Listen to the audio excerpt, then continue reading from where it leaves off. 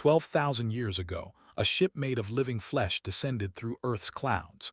It moved like a whale through deep water, slow and graceful, its skin glowing with soft blue light. Inside sat beings who had watched stars being born and die. They called themselves and they were very, very old. Elder stood at the observation window and looked down at the small blue world. She saw forests that stretched forever. She saw rivers cutting through green valleys. And she saw the creatures they had come to help. Humans. Small, weak, naked things that huddled in caves and feared the dark. "They will not survive," said her companion, a young scientist named. "Their teeth are too small. Their claws do not exist. They cannot run fast or see in darkness. Winter will take them." Watched a group of humans below. They were trying to bring down a deer with wooden sticks. They failed. The deer ran away and the humans sat in the grass, hungry and tired. "Perhaps," said, "but look at their eyes, look how they watch each other. Look how they point and make sounds. They are talking. They are planning together." They had done this many times before. Their civilization was 1 billion years old, but it was dying. Their suns were growing cold. Their people could no longer have children. In 1,000 years, maybe 2,000, the last would close their eyes and never open them again. So they had created the kindling protocol. They traveled to young worlds and found promising species.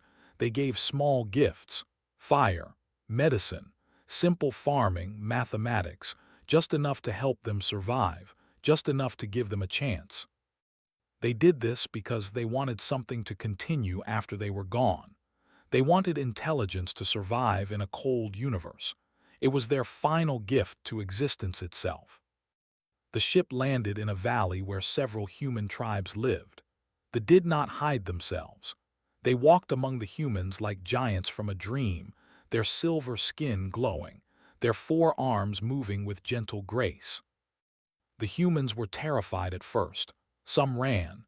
Some fell to their knees and pressed their faces into the dirt, but had done this before. She sat down in the middle of their camp. She waited. She did not move. A child approached her first. Children were always the bravest. The little girl had dirt on her face and hunger in her eyes, but she walked right up to and touched her silver hand. Smiled and showed her a small flame dancing on her palm. The child gasped, then laughed, then called to her mother. That was how it began. For 1 generation, they lived among the humans. They taught them how to make fire that they could carry with them. They showed them which plants could be eaten and which would kill. They taught them to save seeds and put them in the ground when the warm season came. They showed them how to make cuts in sick flesh and drain the poison out. The humans learned quickly, too quickly some thought. They took every piece of knowledge and immediately asked for more. They asked why, they asked how, they asked what if. "This species is strange," told one evening. They watched a young human man experimenting with different types of wood for his fire. He was testing which burned longest. No one had told him to do this. "They do not simply accept what we give them. They change it. They push it further." Nodded slowly. "I have noticed this too. The woman in the Eastern tribe has already combined 2 of our healing methods into something new, something we did not teach her. Is that not dangerous? Perhaps, or perhaps it is exactly what we hoped for." But they could not stay. They had other worlds to visit, other species to kindle. When the time came to leave, gathered the tribe leaders together. She had lived among them for 30 years. She had watched children grow into adults. She had learned some of their words and they had learned some of hers. "We must go," she told them.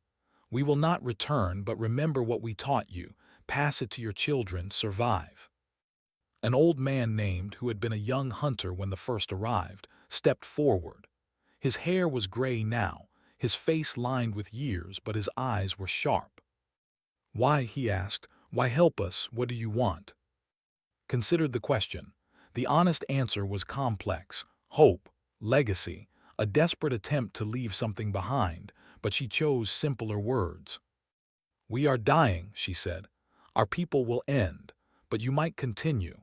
We want someone to remember that the universe once held thinking beings who cared about each other, even strangers, even across the stars. Nodded slowly. He did not fully understand, but he felt the weight of her words. The ship rose into the sky that night.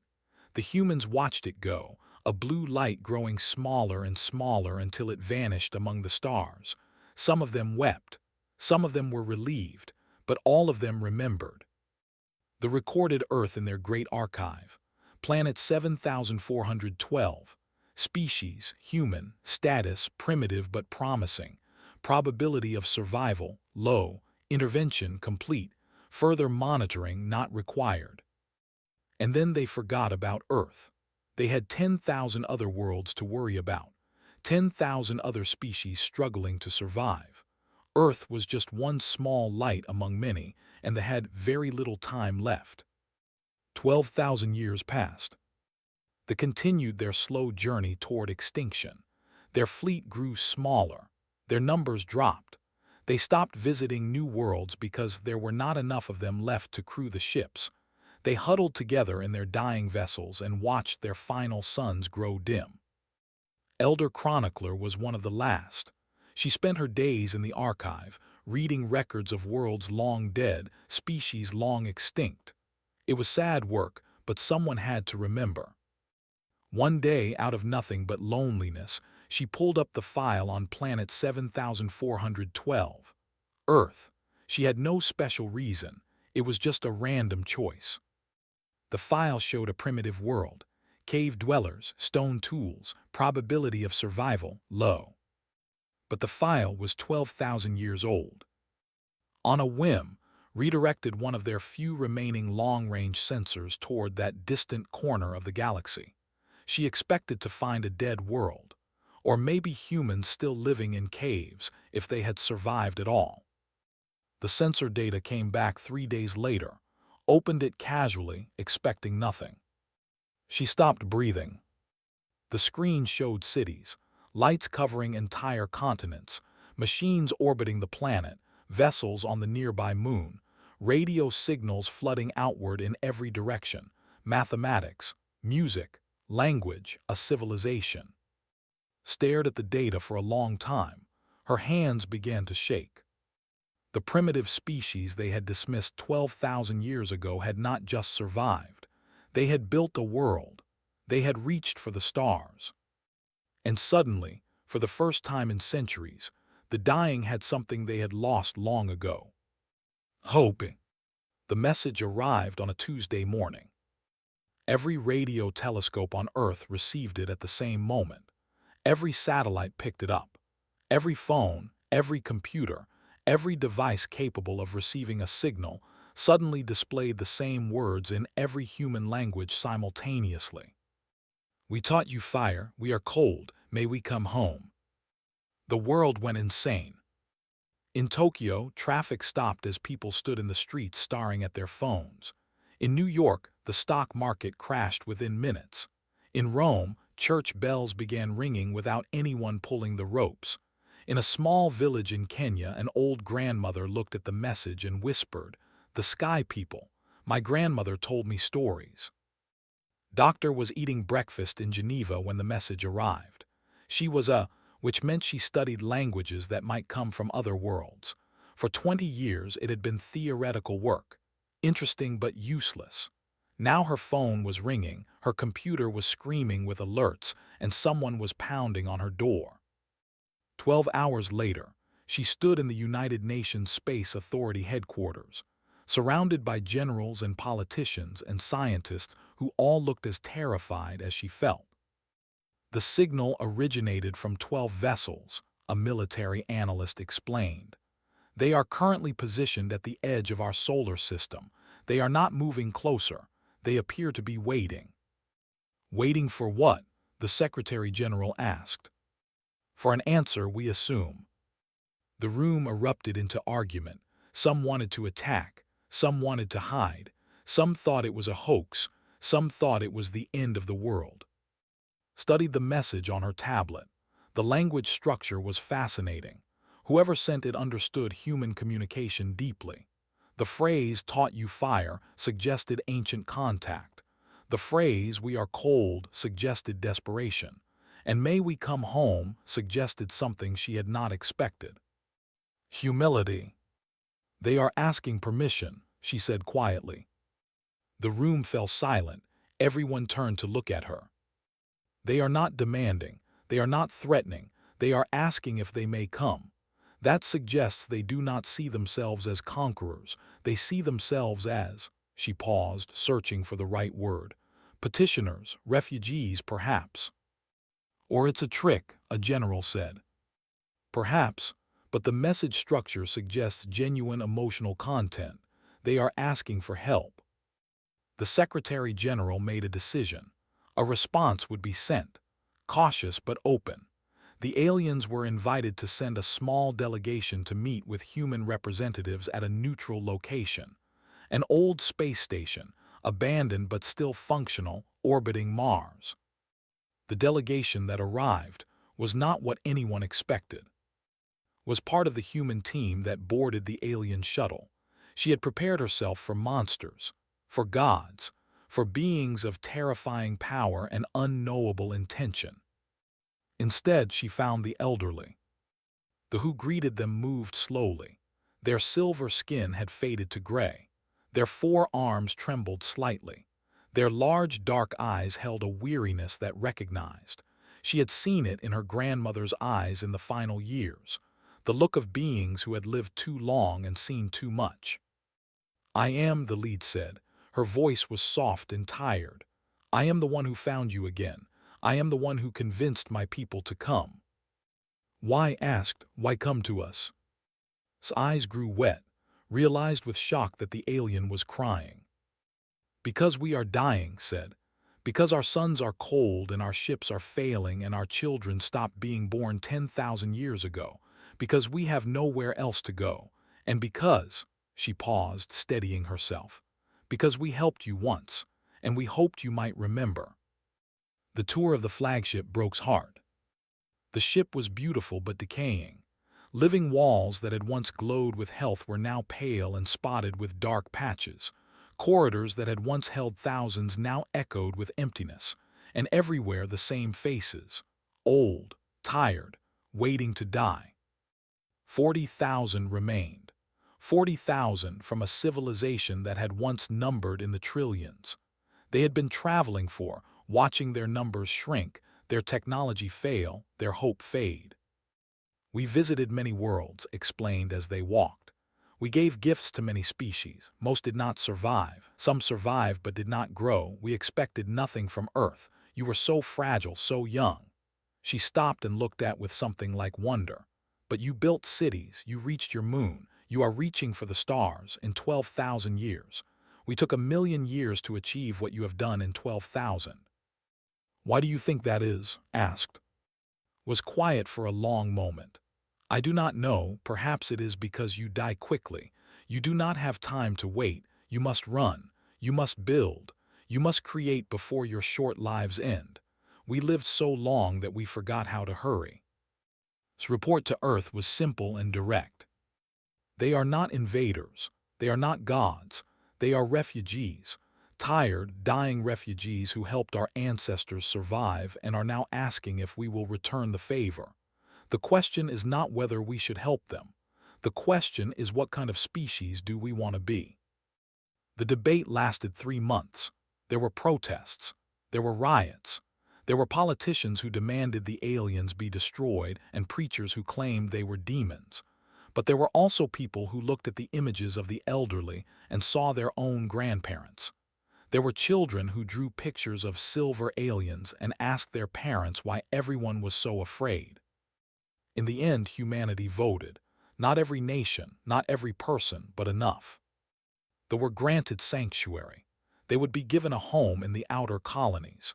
They would be allowed to live out their remaining years in peace. When delivered the news to, the old alien did not speak for a long time. She simply stood at the window of her dying ship, looking at Earth glowing blue and green in the distance. "We thought we were saving you," finally said. "We thought we were the teachers and you were the students. We thought we were giving you a gift." She turned to look at, and tears were streaming down her silver cheeks. "We did not know you would become our gift instead." The first shuttles landed on Mars Colony Theta on a Thursday afternoon. Human crowds gathered to watch. Some held signs of welcome. Some held signs of protest. Most simply watched in silence as the ancient beings walked slowly down the ramps, blinking in the unfamiliar light, looking around at a world that was not their own but would become their home. A little girl broke free from her mother and ran toward the aliens. Security moved to stop her, but held up her hand. The girl stopped in front of. She was holding a flower grown in the colony greenhouses, a small yellow sunflower. "Welcome home," the girl said and held out the flower. Knelt down slowly, her old joints protesting. She took the flower in trembling hands. She had not held something living and growing in a very long time. "Thank you," she whispered, "thank you." Somewhere in the crowd someone started clapping, then another, then 100, then 1,000. They had come home. 5 years after they arrived, was ready to throw his computer out the airlock. He was an engineer on Mars Colony Theta, assigned to the integration project. His job was simple on paper: figure out how to combine human technology with technology. In practice, it was like trying to teach a fish to climb a tree while the tree was on fire. Human technology was mechanical, metal and electricity and circuits, things that could be measured and calculated and built in factories. Technology was biological. Their ships were alive. Their tools grew from seeds. Their computers were made of something like brain tissue that communicated through chemical signals. Nothing fit together. Nothing made sense. "The neural interface cannot connect to your electrical systems," explained for the 100th time. The young was partner on the project. Young for a meant only 3,000 years old. "It requires organic signals. Your machines speak a language our technology cannot hear." "And our machines cannot hear yours," said, rubbing his tired eyes. "So we are stuck." Around them, the integration lab was a mess of failed experiments. Human wires tangled with organic cables. Mechanical parts sat next to living components that were slowly dying because no one could figure out how to feed them. 3 years of work, and they had produced nothing useful. The problem was bigger than technology. The problem was culture. Across the colony, tensions were rising. Some humans resented they called them arrogant, said they acted like they were still the teachers and humans were still the primitive students. They pointed out that human civilization had grown without help for 12,000 years. Why should they be grateful for a few lessons about fire? Some struggled with their new position. They had spent 1 billion years as the wise elders of the galaxy. Now they were refugees, dependent on a species they had once considered children. The adjustment was painful. There were fights. There were protests. There were days when wondered if the whole integration project was doomed to fail. Then his daughter asked a question. Was 7 years old, bright and curious and completely uninterested in the politics that worried the adults. She had become friends with several young and spent her afternoons playing games that mixed human and alien rules into something entirely new. She visited the lab one evening when was working late. She looked at the dying ship component on his workbench, a piece of living tissue that was slowly turning brown because they could not figure out how to keep it alive. "Why is it sick?" she asked. "Because it needs food we cannot give it," said. "It was designed to eat nutrients from that world is gone. We cannot recreate what it needs." Thought about this for a moment. Then she asked the question that changed everything. "Why don't you just teach it to eat our food instead?" Started to explain why that was impossible. Then he stopped. He looked at the dying tissue. He looked at his daughter. He looked at who was staring at with a strange expression. "That is not possible," said slowly. "Our biotechnology is designed to consume specific nutrients. It cannot simply learn to eat something different." "Why not?" asked. "I learned to eat food. It tasted weird at first, but now I like it." opened his mouth to explain, then closed it, then opened it again. "The child is not wrong," he said finally. "Our biotechnology is adaptive. We designed it that way. In theory, if we could introduce new nutrients slowly, guide the adaptation process." He trailed off, his eyes growing wide. "Your species does something similar. You call it genetic modification." Felt something spark in his mind. "We modify crops to grow in new environments. We modify bacteria to produce medicine.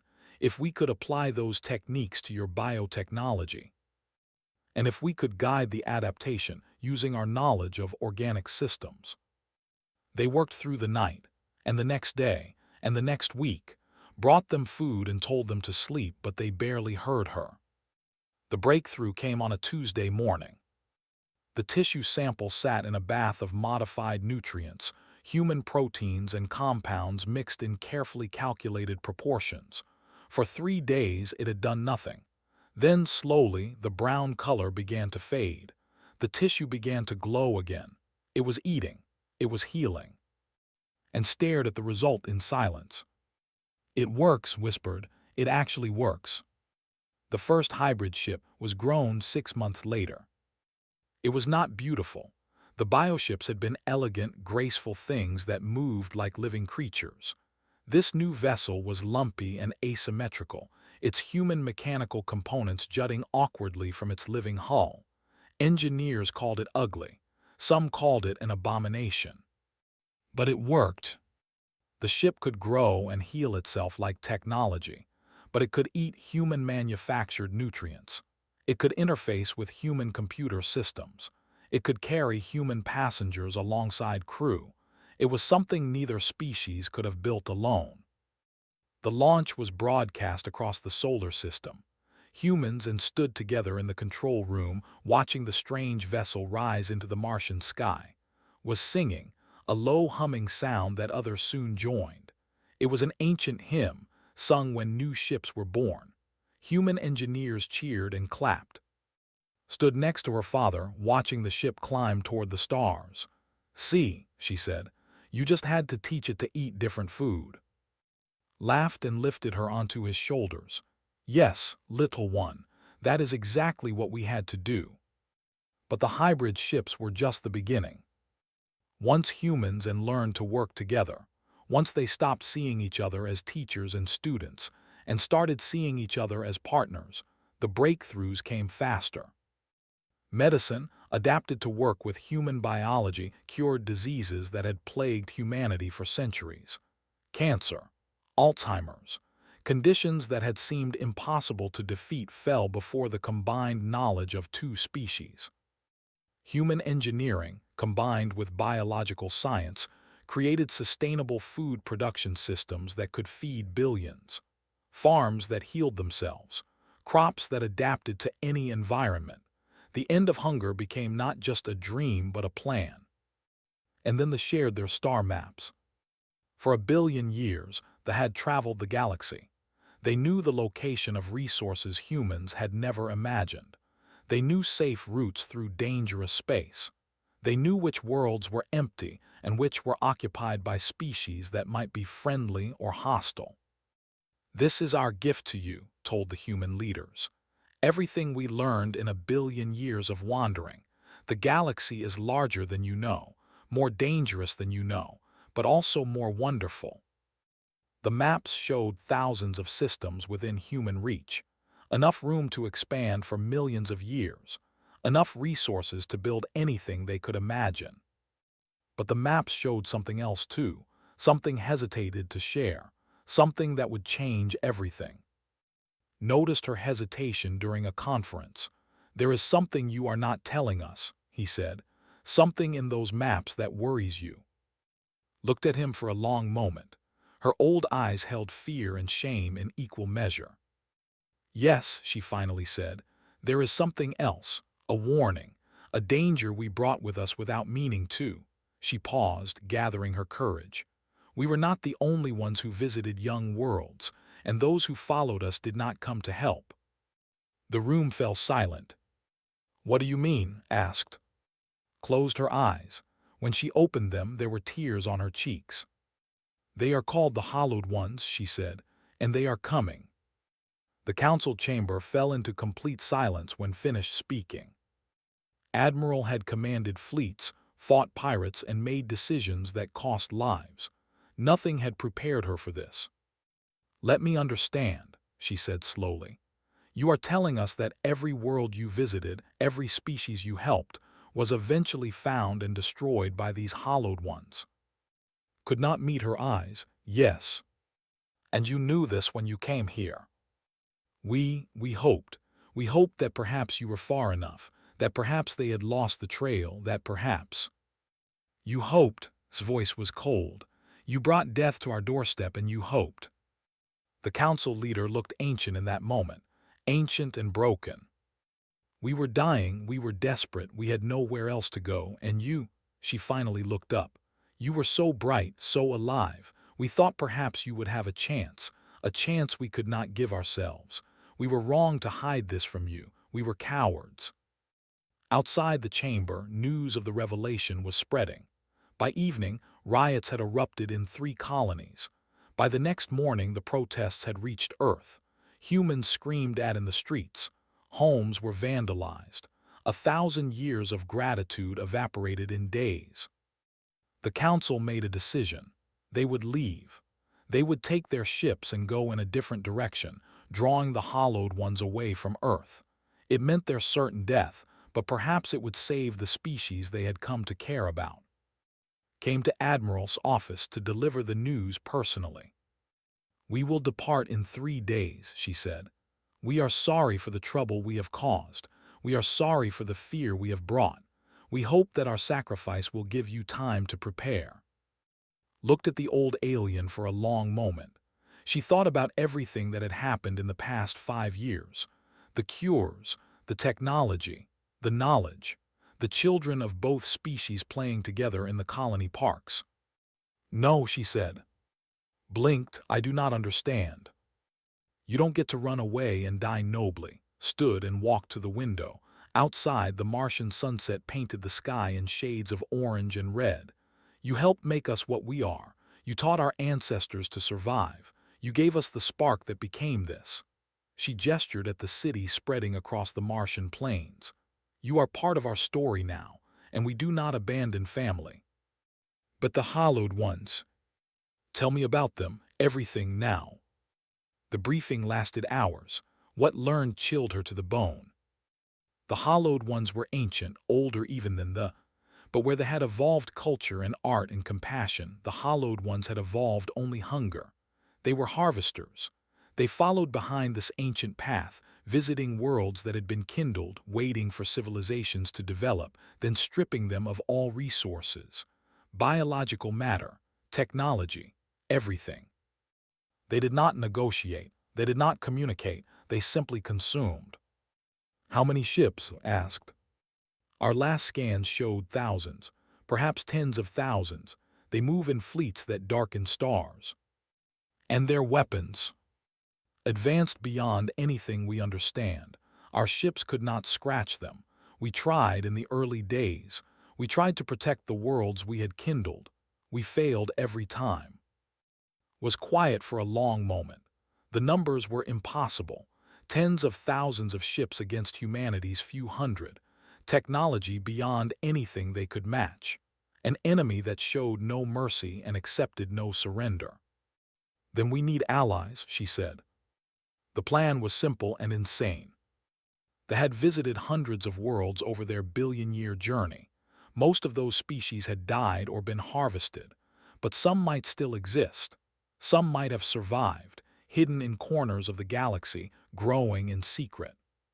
Humanity would build a beacon, a signal strong enough to reach across the galaxy, a call to every world that had ever touched. "You want to invite everyone to the same fight?" asked. "Even species we know nothing about, even species that might be hostile." "The Hallowed Ones don't negotiate," replied. "They don't make allies, they only consume.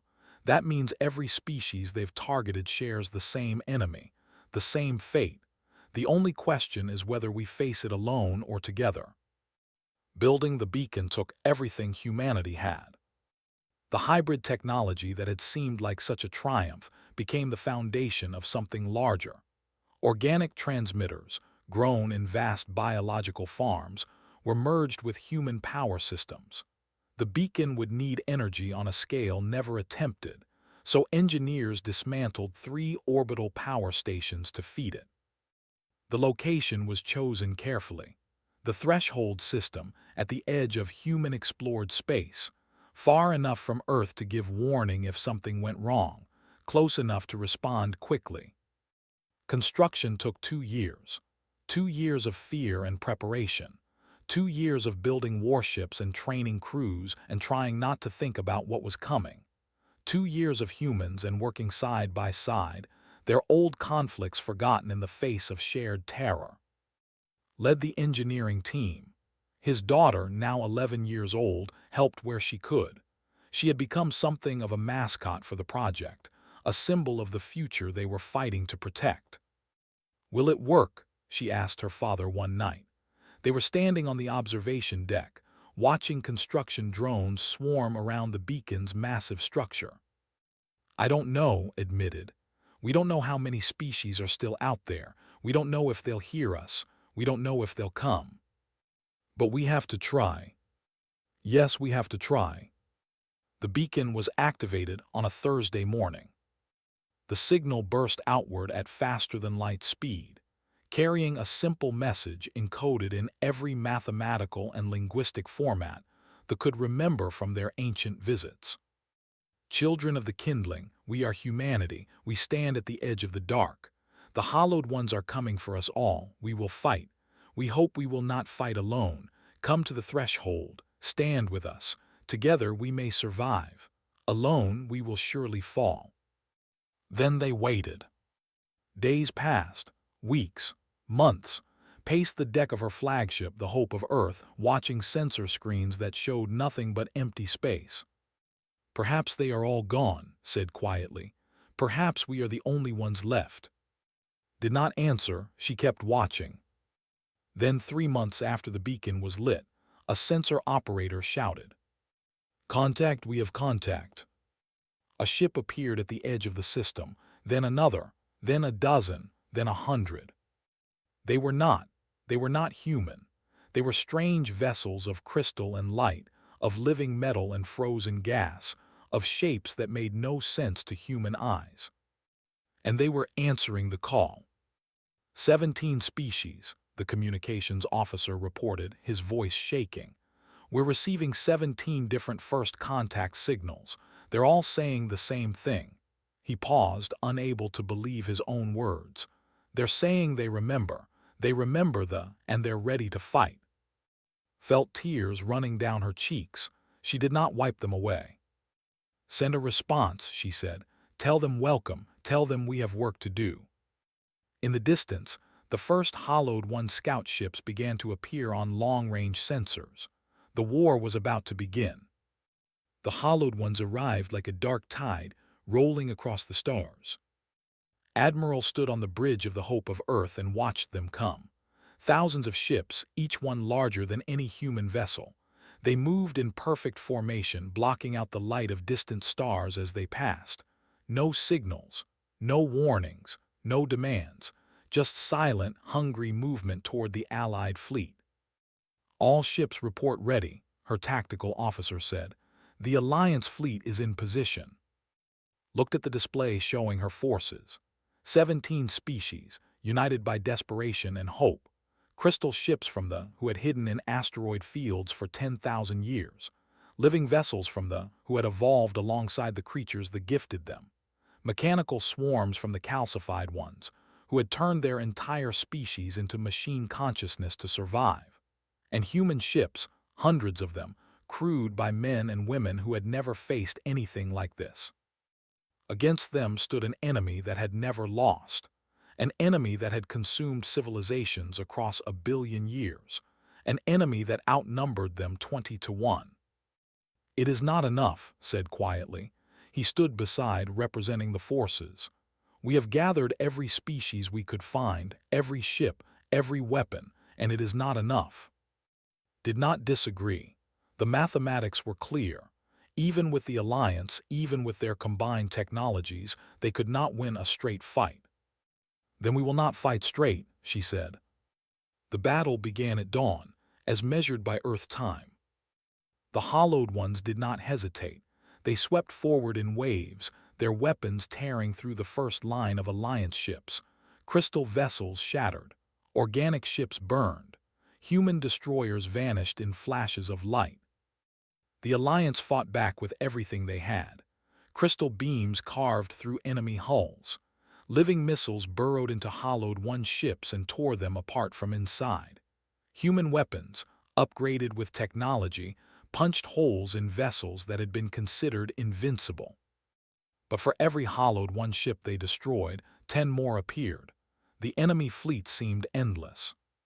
"We are losing," reported. His voice was calm but could see his hands shaking. "Casualties are at 40% and climbing. At this rate, we will be destroyed within hours." Watched a human carrier explode on the sensor display. 3,000 crew, gone in an instant. "Buy me time," she said. "Keep them focused on the main fleet." "What are you planning?" "Something that might not work, something that might be insane, but it's all we have left." She left the bridge and took a shuttle to the flagship, where waited. The old looked even more ancient than before.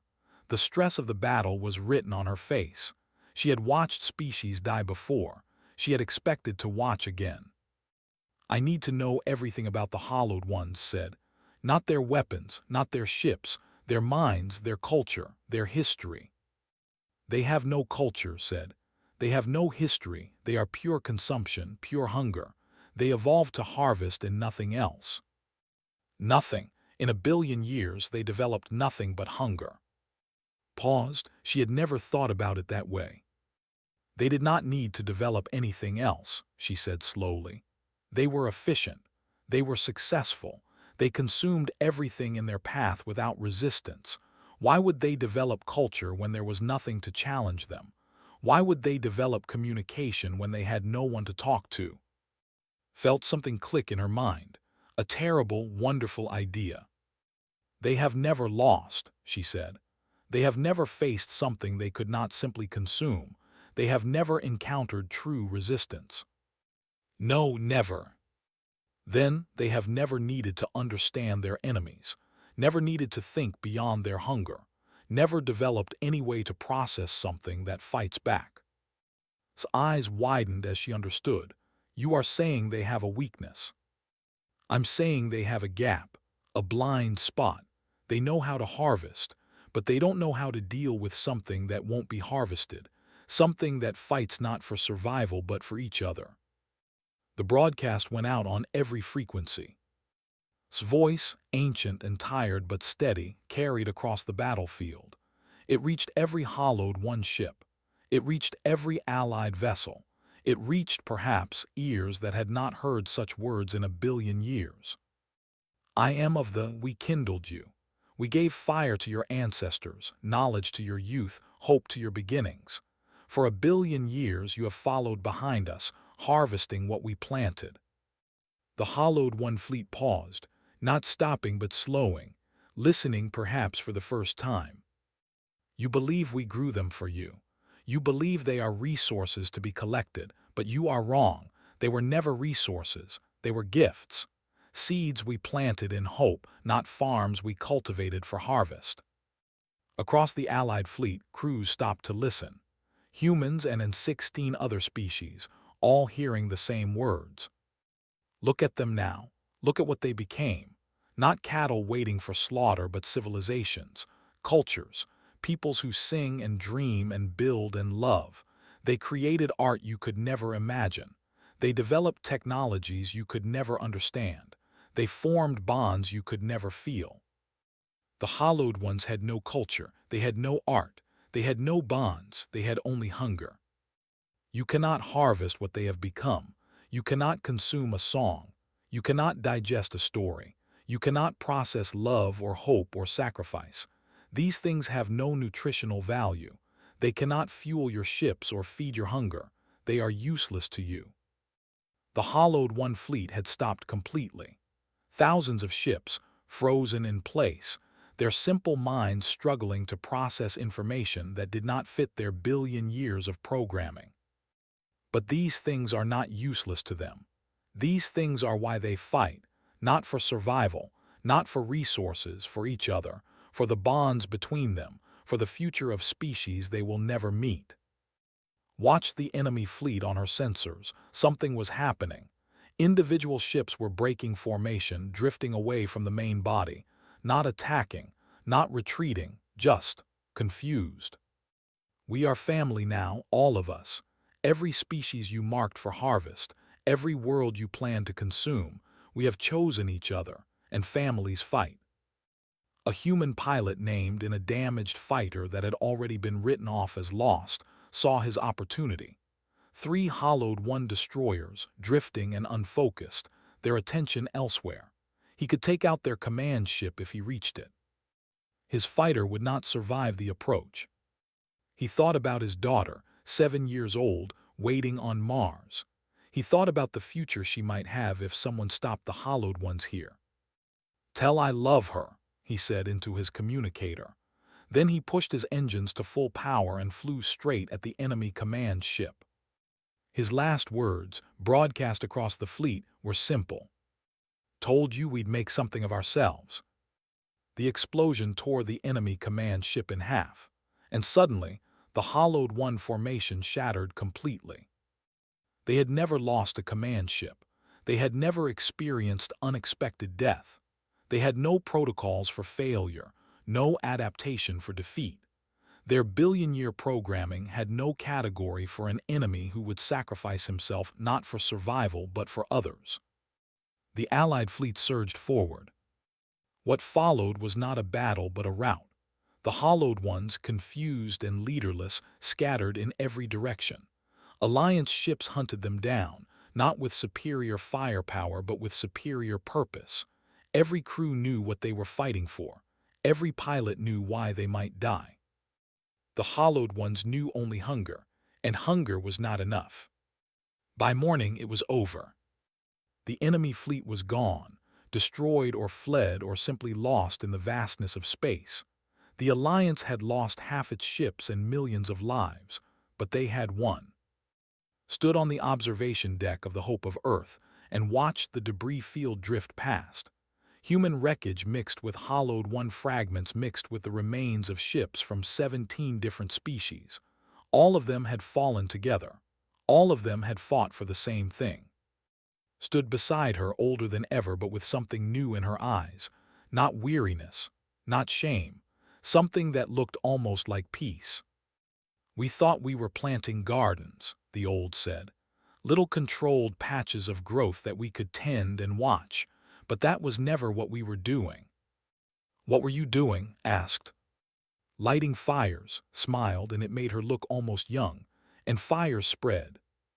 100 years later, the galactic kindred spanned 1,000 systems. Humanity stood at its center, not as rulers but as builders. The species that had been students 12,000 years ago had become the bridge between 17 civilizations. Their hybrid technology ran through every allied ship. Their diplomats mediated every dispute. Their culture, strange and young and endlessly creative, influenced art and music across the galaxy.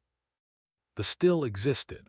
Their population was growing again, slowly, as kindred medicine found solutions to problems they had considered unsolvable. They had found new purpose as archivists, recording the history of every species in the Alliance, preserving the stories that made them who they were. Lived still, impossibly ancient, sustained by technologies her ancestors could not have imagined. She spent her days in the Great Archive, surrounded by the recorded memories of 1 billion years and 1,000 civilizations. One afternoon, a young human girl visited her, the great-granddaughter of come to learn about the old times for a school project. "What was it like," the girl asked, "before the humans when it was just you?" Thought about the question for a long time. "Quiet," she finally said. "The universe was very quiet. We traveled from star to star, watching and waiting, hoping that something would survive us. We thought we were saving species. We thought we were giving gifts. She smiled at the memory. We did not understand what we were really doing. What were you really doing? Gestured at the archive around them. At the records of 1,000 species, all connected, all sharing, all building together. We were starting a family. We just did not know it yet. That night made her final entry in the historical record. She had been recording observations for 50,000 years. This would be her last. We thought we were planting gardens, she wrote. Careful, controlled spaces where life might grow under our guidance. We thought we were the gardeners and they were the flowers. We were wrong. She paused, looking out the window at the stars. So many of them had human colonies now. Human music played in space stations she could see from here. Human children laughed in the corridors of ships that flew with hearts. We were lighting fires, and fires once lit do not stay where you put them. They spread. They grow. They find their own fuel and their own direction. They become something you never planned and could never control. She thought about the small blue world they had visited so long ago. The primitive creatures huddling in caves. The little girl who had first touched Silver Hand. We gave them a spark, just one small spark, and they became a sun. She signed the entry and closed the record. Outside, the galaxy hummed with life and light, and the sound of 1,000,000 species learning to live together.